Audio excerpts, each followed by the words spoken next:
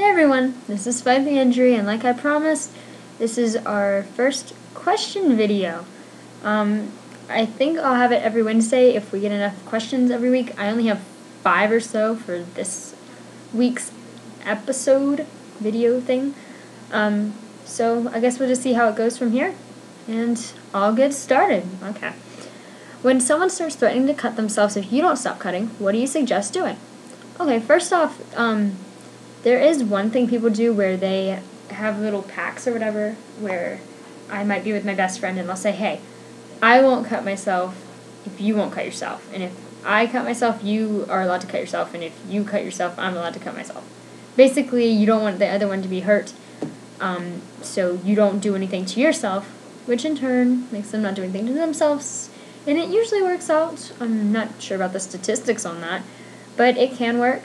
But if they're threatening to cut themselves or self-injure in general, if you don't stop, that's not healthy at all, and that usually ends up with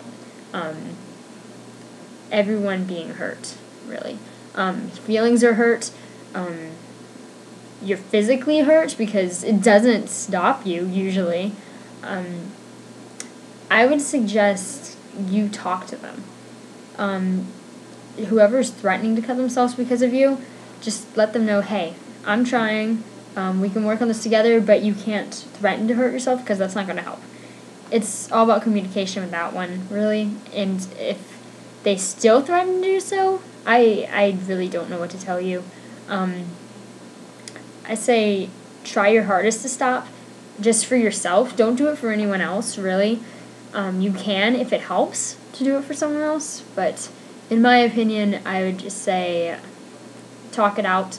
If that doesn't work, then just do your own thing. Try to stop for yourself, but don't do something because of them. Like, don't lie to them. Don't do any of that, because that usually ends up with a broken friendship and broken trust and all of that.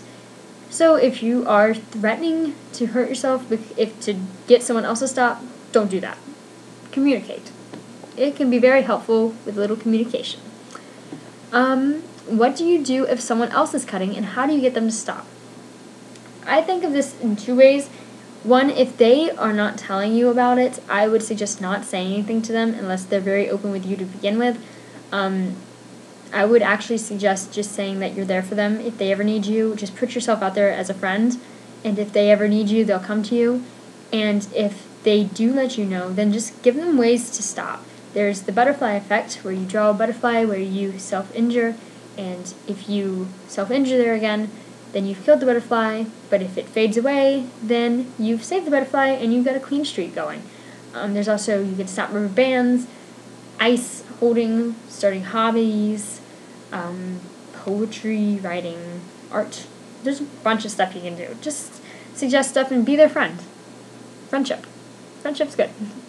Do you dye your hair? No, I do not. My hair is naturally blonde, and I'm going to keep it that way, and I like it. There. Why did you start this group?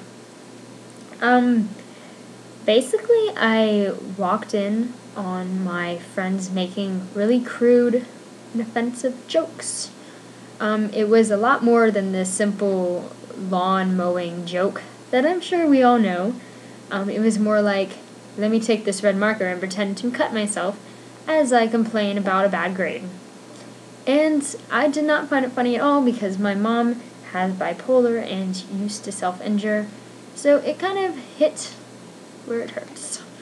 So it was like, guys, it's not funny. And I made the group to kind of represent that. Of course, I didn't expect it to have 11,000 people in it now, and it was really just a way to kind of be like, hey guys, stop. And it kind of worked, because I usually don't hear that anymore. Sometimes my friends do say something, I'm like, dude, not cool. And they just kind of just look at me like, oh, okay, sorry. You know, it gets things awkward, but at least they kind of get the point.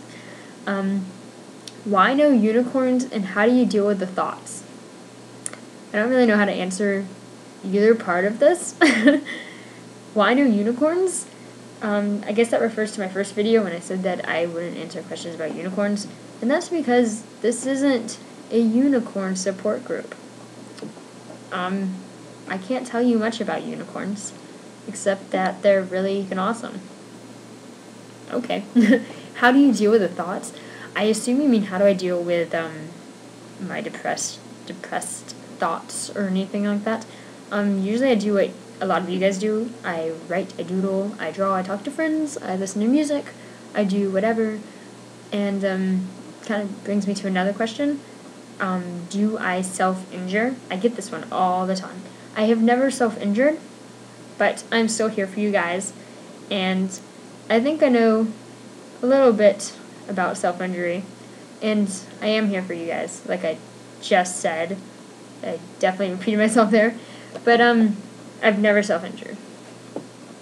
But somehow I have a group that has 11,000 people on it. So I must be doing something right. So don't think just because I haven't completely experienced what you guys are going through that I can't be of any help. Because it has affected me before with my mom, with other people in my family, with some of my friends. Yeah. But that's all the questions I have. So if you guys have any other questions or if you want me to be a little more clear on one of those questions, just let me know. We have the Formspring that none of you guys used. We made it for you guys. Come on, guys, use the Formspring. It's kind of fun. Facebook, email, and this YouTube channel. And if you want to answer any of those questions, feel free to. And make a video response. That should be fun. Okay, I hope to make another one of these next week. See you guys soon. Bye!